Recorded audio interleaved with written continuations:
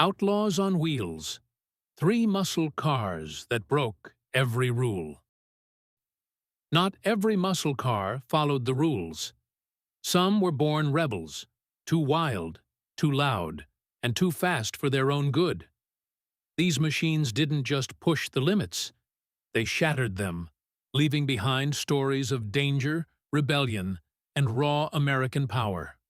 Today, we're diving into three outlaw muscle cars that dared to defy the system and rewrote the rules of the road. 1. 1970. Mercury Cyclone Spoiler Boss 429. This was Ford's forgotten monster, a muscle car with NASCAR DNA and the heart of a beast. The Cyclone spoiler packed the legendary Boss 429 engine, one of the most powerful V8s ever built by Ford. It was created to dominate high-speed ovals, not suburban streets, yet somehow, a few ended up in the hands of civilians. The aerodynamic front end, the aggressive tail spoiler, and that distinctive nose made it look ready for Daytona. With over 375 horsepower, though many say it was much more, this car could outrun nearly anything in its day. But it was expensive, rare, and intimidating to drive. Few dared to push it to the limit. It wasn't about comfort or looks. It was a racing car trapped in a street body.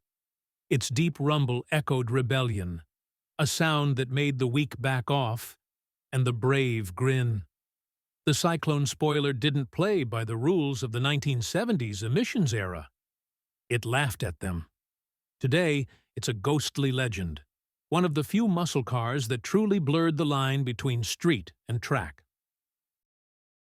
2. 1971. AMC Matador 401 Go package.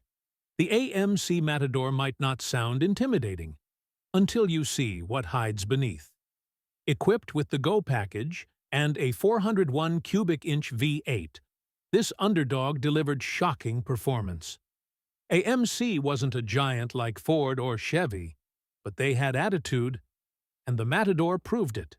With its bold fastback styling and a massive torque curve, it shocked everyone who underestimated it.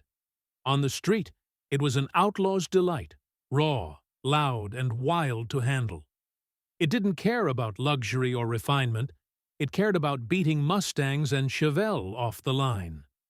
The Matador was the rebel from the small company that dared to challenge the big boys. Its power and speed came at a cost. It drank fuel like there was no tomorrow. But that's what made it so cool. It wasn't made to last. It was made to live fast. Today, only a few exist, and those who own one know they're driving one of the boldest statements of 1970s muscle rebellion.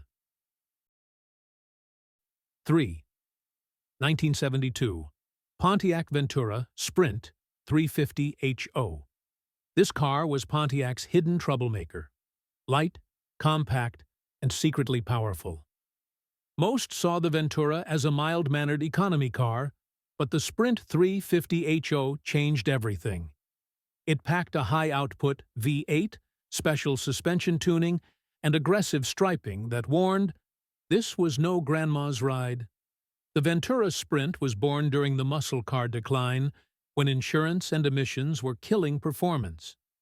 But Pontiac said, not yet. This little outlaw delivered thrills without the heavy price or attention of bigger names like GTO or Firebird. It was perfect for street racers who wanted stealth and speed in one package. Its lightweight body gave it incredible acceleration and handling. It could embarrass larger cars easily. It represented the spirit of defiance, the will to go fast when everyone else was slowing down. Today, it stands as one of the most underrated Pontiac creations ever. A true street rebel that broke every rule quietly. These three cars, the Cyclone spoiler, the Matador 401, and the Ventura Sprint, weren't built to follow trends. They were built by engineers and dreamers who didn't care about rules, safety standards, or fuel crises. They were raw, dangerous, and unforgettable, symbols of a time when speed was freedom. Even decades later, they remind us that rebellion and horsepower go hand in hand. Because sometimes, the cars that break the rules become the ones that make history.